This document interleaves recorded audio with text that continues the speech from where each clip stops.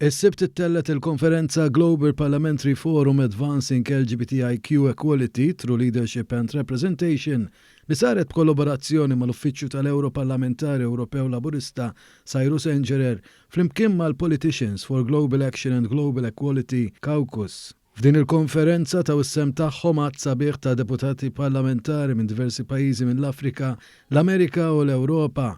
Fost l-oħrajn fost il-parteċipanti Maltin f'din il-konferenza fil-Parlament Malti tkellmu l-Kummissarju Ewropew għall-Ugwaljanza Helena Dalli, il-Membru Parlamentari Ewropew Cyrus Engerer u l-Membri tal-Parlament Randolph Debattista, Katya De Giovanni, Graziella Attard Previ u Claudette Buttigieg. One News tkellem ma' żewġ kelliema f'din il-konferenza. David Bito huwa membru parlamentari fl-Ungerija li jaħdem bi-sħiħ favur l-ugwaljanza u semma kif il-gvern f'pajjiżu jqis lill-komunità LGBTIQ+ bħala ta' stigma.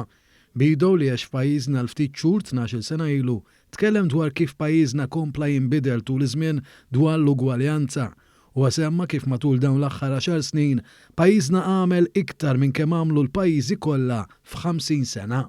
Well, probably the biggest thing that I saw right now is that currently I see people actively fighting for the rights of the LGBTQ community. Back when I lived here, even though it was only for a few months, it wasn't a discussion of topic. It wasn't depicted in many ways that I see depicted now. So I think Malta has come an incredibly long way in the past 10 years in human and LGBTQ rights.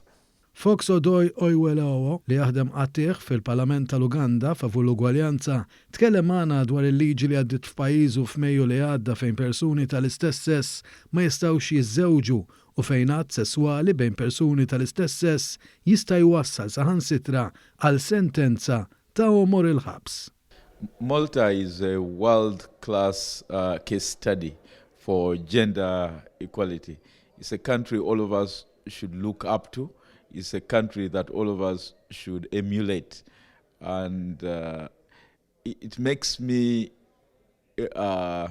almost emotional looking at what is happening back home in Uganda, where we don't recognize fellow human beings who belong to the LGBTQ community as human beings, where we don't protect their rights to love who they want to love, where we criminalize them.